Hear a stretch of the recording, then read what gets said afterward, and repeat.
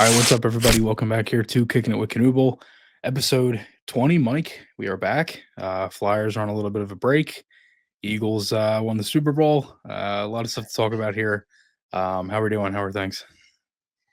Good, good. Yeah, that Super Bowl game. I don't know. I told you I had a preseason bet on the Chiefs, so I kind of went with it. You advised me not to cash out early and then Mhm. put it all on the Eagles, and I didn't do that, and I should have done it. So next time I'm going to listen to you. Yeah, we.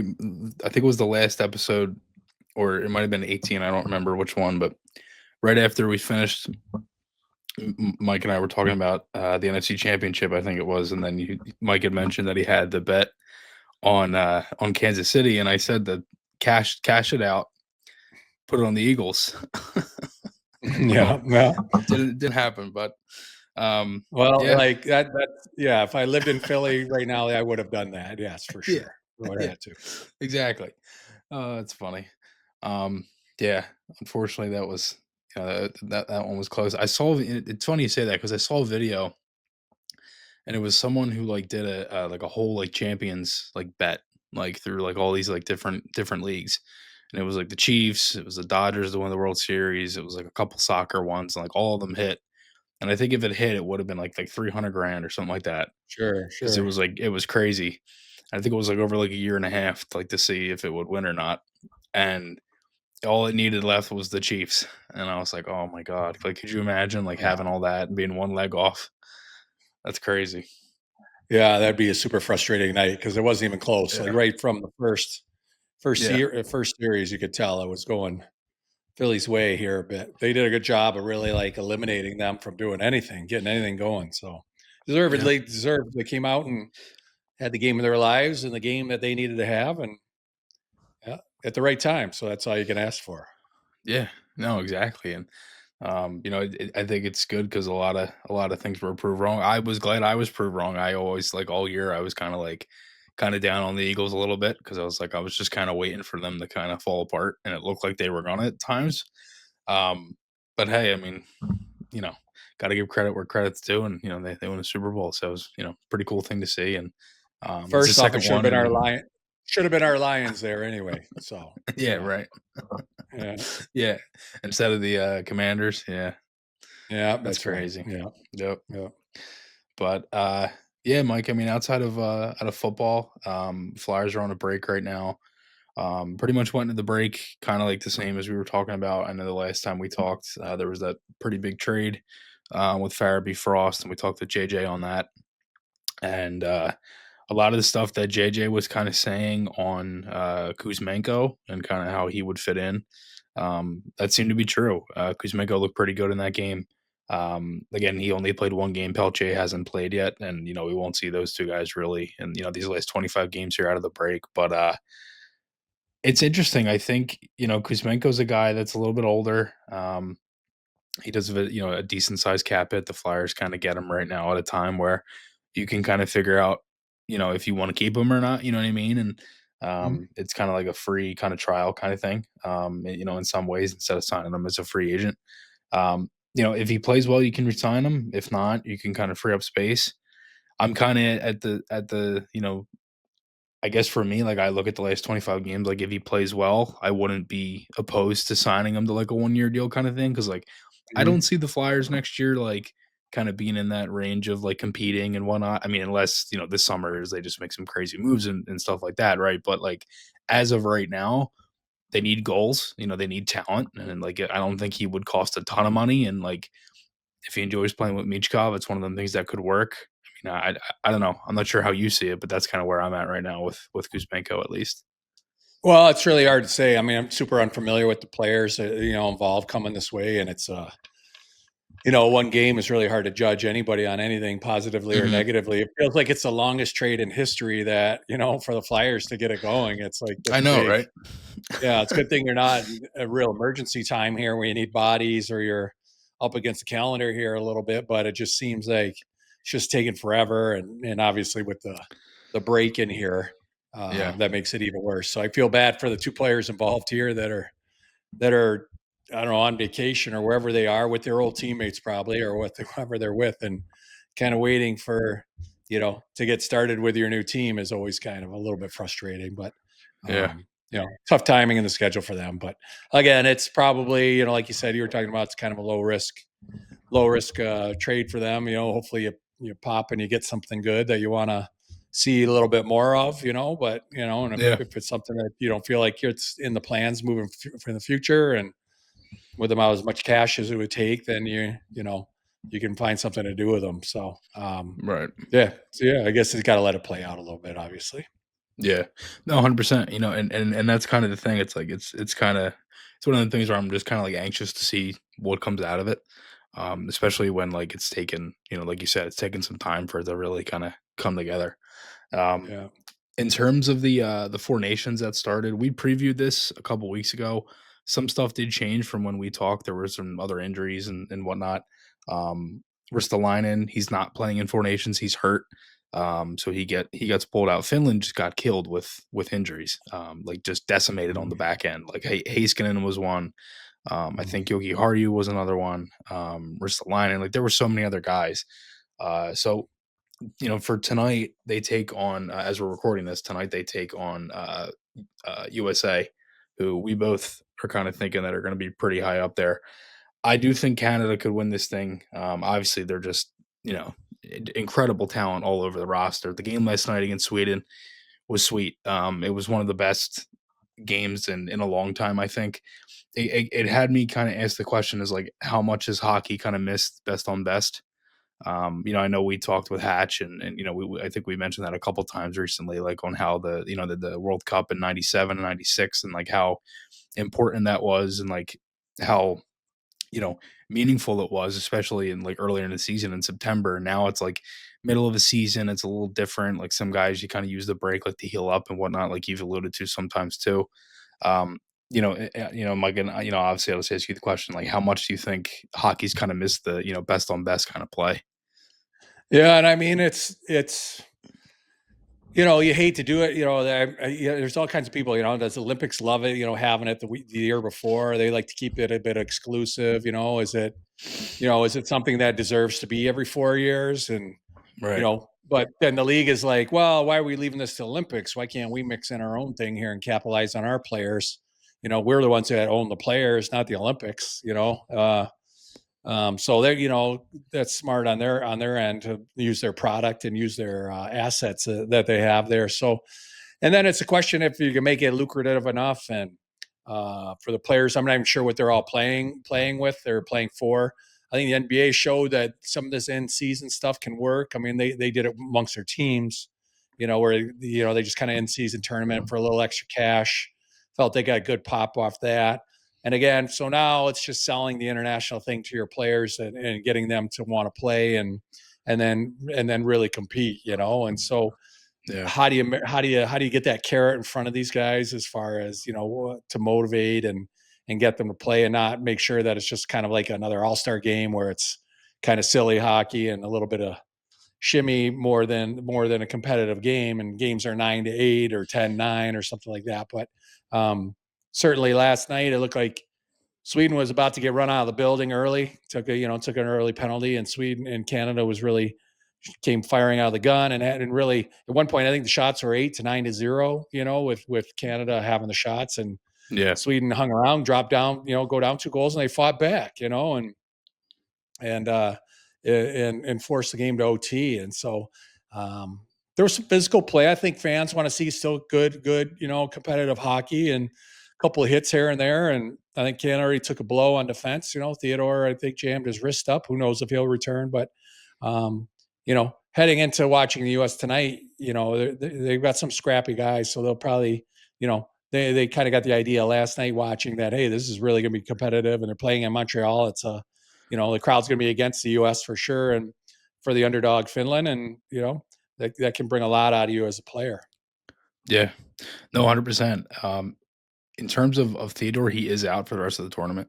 So that Okay. is Yeah. interesting too. Like the one thing they were saying was like, I think like the way it was like the way the rosters were constructed, you weren't able to add another player if there was an injury. And I think that's why they took a couple extra guys. Um, in terms of any of the guys on the Flyers. I think Sanheim is probably gonna get some minutes now. He didn't play last night. Um, Konechny, I think he was 4th line, I think, last night. So, like, some of those guys have kind of been all over the Yeah. place, but it's so I mean, it's like it's kinda obvious too because it's like, like the top 2 lines for Canada are just insane.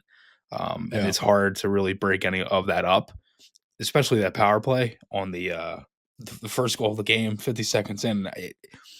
Like for you as someone who played, on the power play and had so much like success on it, could you kind of see them maybe going like at least like I don't know, maybe like 80, 70 something percent on the power play throughout the tournament, like from how good it Yeah, is? I mean, yeah, that's You know what pretty I mean? robust, you know? Yeah, yeah, that'd be really robust. I mean, Yeah. Sid, last night they snapped around pretty good. Sid makes, kind of a behind the back pass, kind of went between the shin and a toe cap of the player who's sprawled on the ice, whose main responsibility is to make sure that that puck does not get through like it did to McKinnon.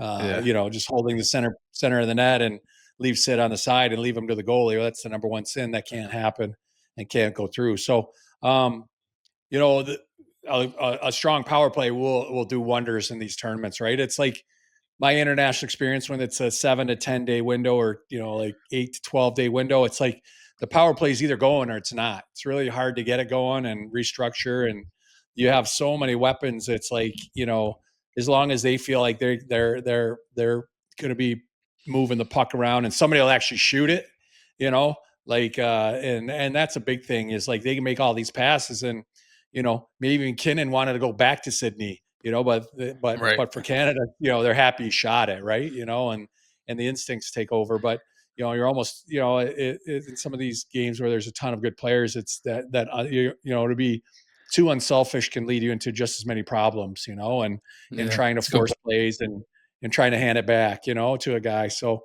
for Canada's PP, as long as they're going to move around and shoot when it's supposed to be shot, then it might be all right. Yeah. Yeah, no, 100%. I mean, and think about it, like the guys on it, and Reinhardt last year, who scored 50, he's probably the Yeah. worst player on that. Which is Right. no Right. disrespect to Reinhardt, but it just shows how good it is and how deep they are. Um, yeah, no, go ahead. No, I'm just saying, yeah, that's a great example. He's like kind of like an extra guy on the lineup, and Yeah, here's a 50 goal scorer. That's the extra, like quote unquote, like kind of the extra guy, and scraping for minutes. Konecki was a little bit of an extra player there too, right.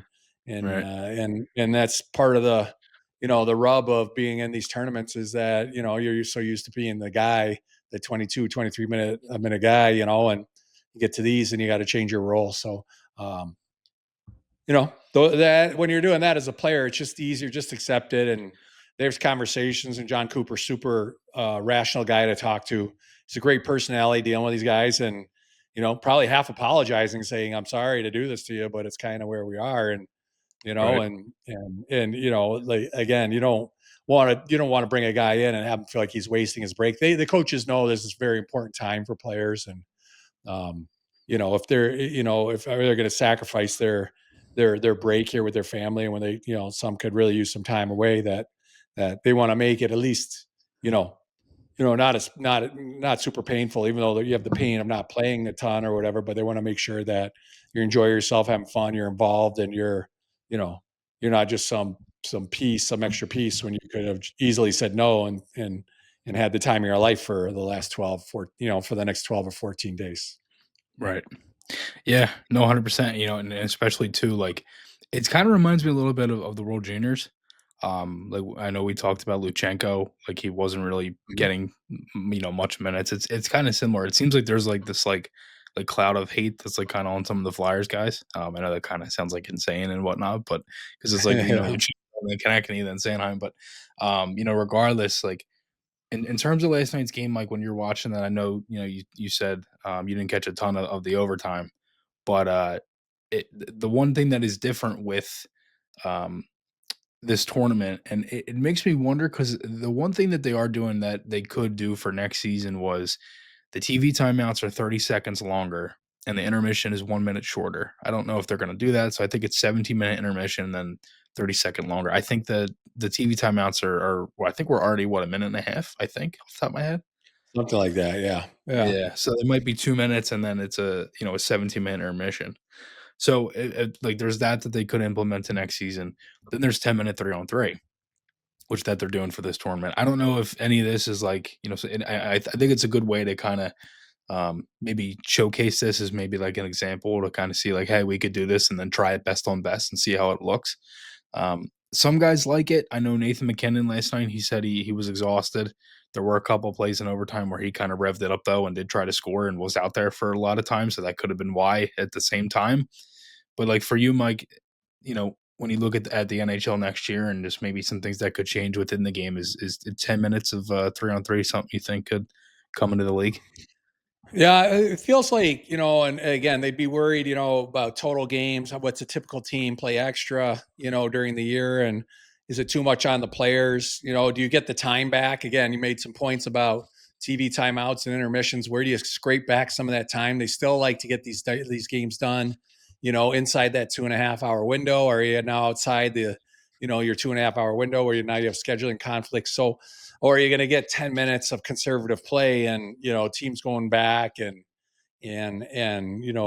conservative play and everybody hates it when a team rags a puck and then you go back out and come outside your zone, skate it out.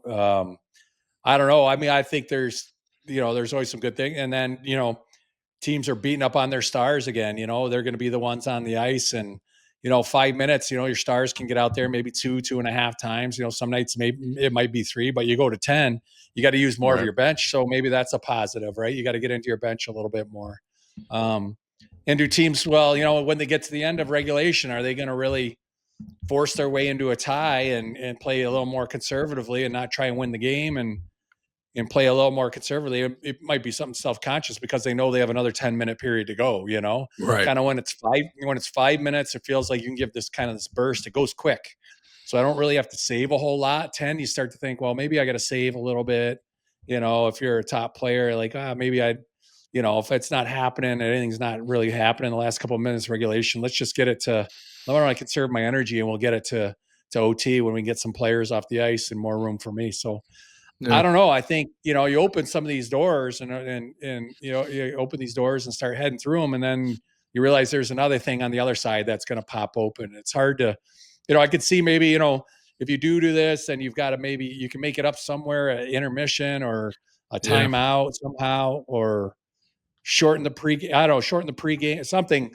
But really these things get demoed in the American League. It'd be something that got moved to the American League. And unless there's some big consensus, some big push coming out of this, probably not going to change and probably not going to get implemented this summer, but Mhm. I don't know. Could be. Maybe go 7 minutes, maybe go 7.5 minutes or something, split the difference a little bit. But that's Yeah. kind of corny going 30 seconds, but round Right. numbers are so Exactly. much better to look at, but Yeah. um, I don't know. I mean, it's just, they'll study it the best they can.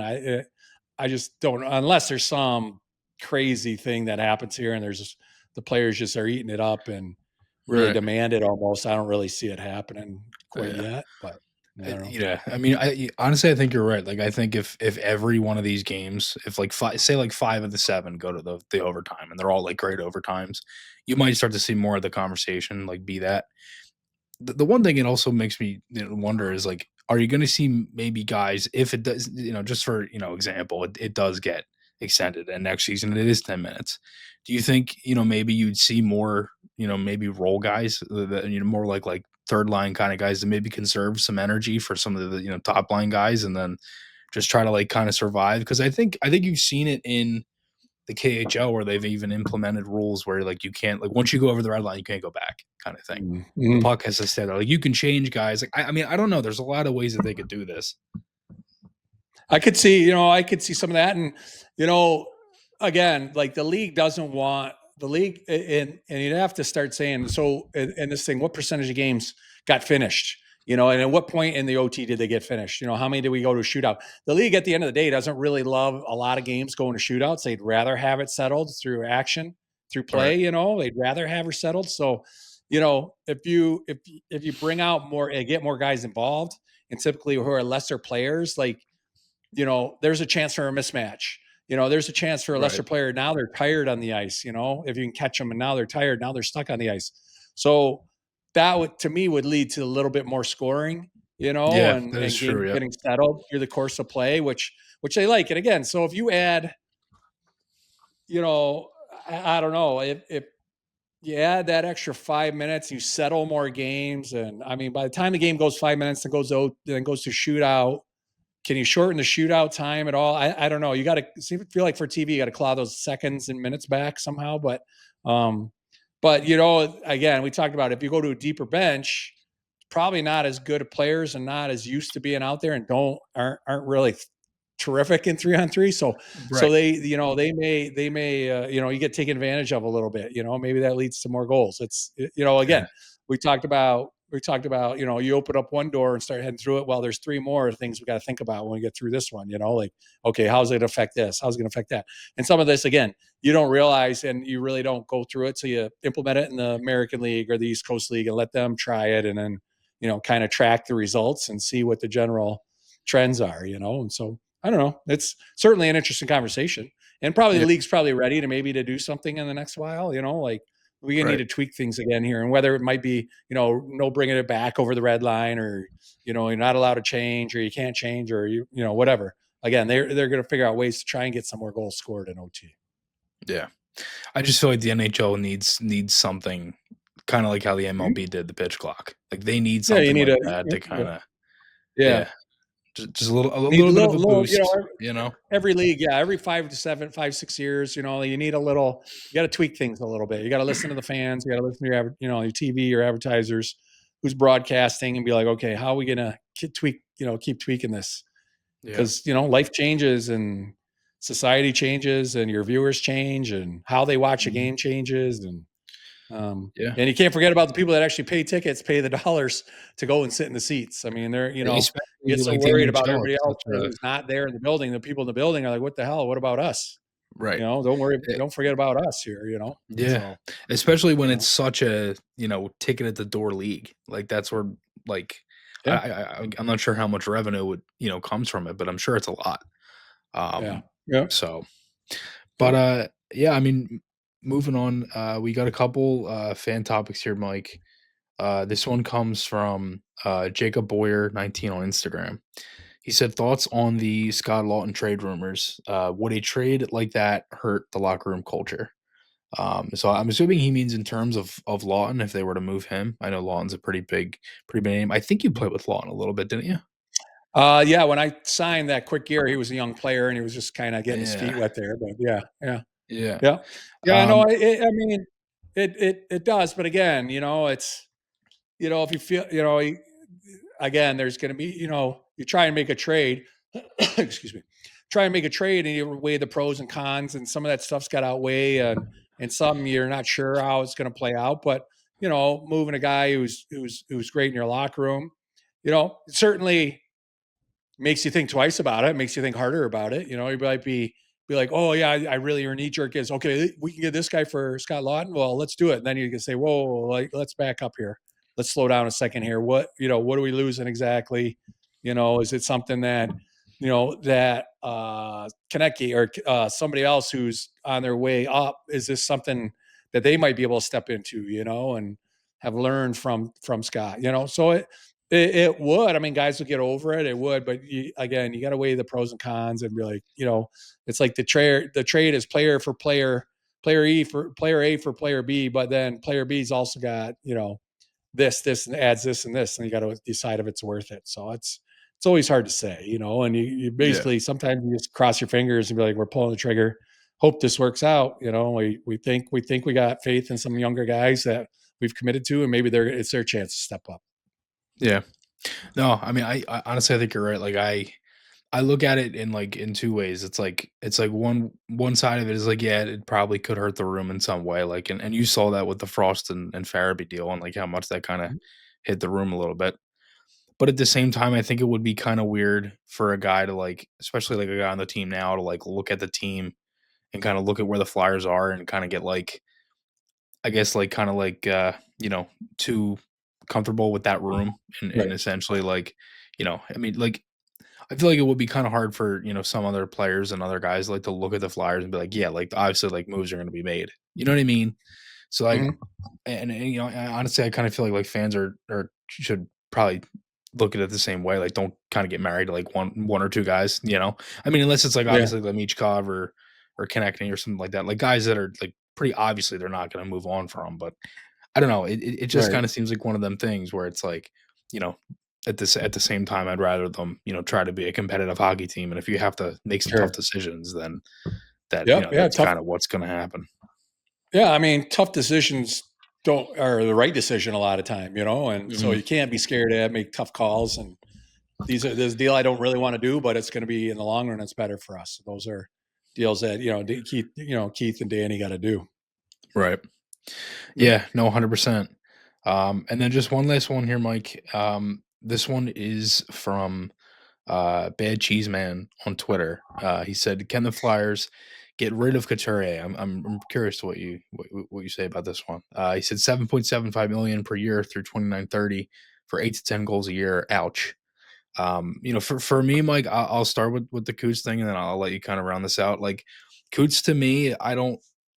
And I understand it from a fan standpoint. Like when you look at the contract and you look at the production, and obviously it's tipped off. I think it's very clear Couturier isn't the same guy. At the same time, I don't think the Flyers would be smart to move a guy who's your captain, b a guy who I think outside of Scott Lawton right now is the longest tenured Flyer. Or at Lawton, or he actually might be longer than Lawton.